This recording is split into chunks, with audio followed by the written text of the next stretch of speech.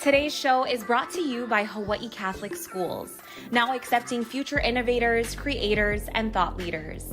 Apply now and give your child a 21st century education with a 12-to-1 student-teacher ratio.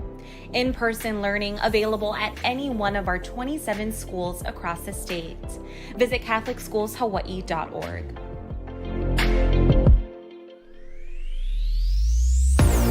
Aloha, I'm Kiana Cayabyab, and you're watching Star News Live. Here are today's top Hawaii headlines from the editors at the Honolulu Star-Advertiser. At least 60 Afghans and 12 U.S. troops died today in terror attacks at the Kabul airport in Afghanistan. 2 suicide bombers and gunmen attacked the crowds waiting to flee following Taliban's takeover of Afghanistan. The Pentagon says the Islamic State group claims responsibility for the killings on its Amaq News channel. President Joe Biden today vowed to complete evacuating Americans and allies from Afghanistan. The president promised to hunt down those responsible for the attack. Air Force units stationed in Hawaii are supporting the U.S. military and coalition flights out of Kabul airport as the United States ends its 20-year presence in Afghanistan. U.S. Representative Kai Kahele is Lieutenant Colonel in the Hawaii Air National Guard. Kahele issued a statement today saying the heinous attack further accelerates the urgency of the evacuation mission. The deadline for the U.S. to withdraw troops from Afghanistan is next week, Tuesday. The Associated Press contributed to this report. Hawaii health officials today reported 831 new coronavirus cases.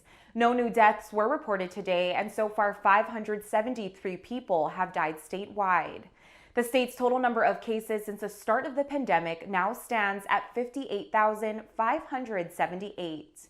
Oahu saw 511 new infections, 176 on the Big Island, 102 on Maui, 32 on Kauai, 2 on Molokai, 1 on Lanai, and 7 Hawaii residents diagnosed outside the state. Hawaii officials say 9,952 COVID cases are considered to be active. The state saw 319 new active infections and 37 new hospitalizations today. State Senator Roz Baker, who represents West Maui and South Maui, today called on the state to fire a Maui district health officer for promoting controversial treatments for COVID-19. Baker's action was a response to a Honolulu Star-Advertiser story. We reported Maui District Health Officer Dr. Lauren Pang supported using malaria drug hydroxychloroquine and the veterinary dewormer ivermectin to treat coronavirus. Following our story, Maui Mayor Michael Victorino strongly condemned the off-label use of both drugs as treatments. Baker says she has asked the Hawaii Medical Board to look into revoking Pang's medical license. The Food and Drug Administration has repeatedly warned against using hydroxychloroquine and ivermectin to treat people who are sick with COVID-19. Ivermectin has caught on as a controversial alternative treatment for COVID-19. It is used to treat parasitic worms in animals such as cows and horses. Pang is also co-founder of a recently formed group called the Pono Coalition for Informed Consent. The group has been spreading misinformation about the coronavirus and vaccines online. Hawaii Health Director Libby Char on Wednesday issued a statement condemning the Pono Coalition for informed consent for spreading misinformation about vaccines. The University of Hawaii today released an updated schedule for future football games. UH reconfigured its schedules as a result of event cancellations related to the pandemic.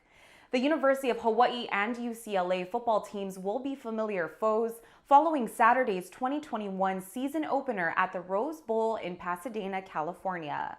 The Rainbow Warriors and Bruins are set to meet 3 more times. That includes twice in Honolulu in the coming seasons. The OIA also announced today a tentative fall schedule for all sports, including football. The newest OIA football schedule shows the season beginning on October 15th, with 5 games and 4 more the following day. Visit staradvertiser.com to view the schedules. For more on these stories and all the latest headlines, subscribe to the Honolulu Star-Advertiser.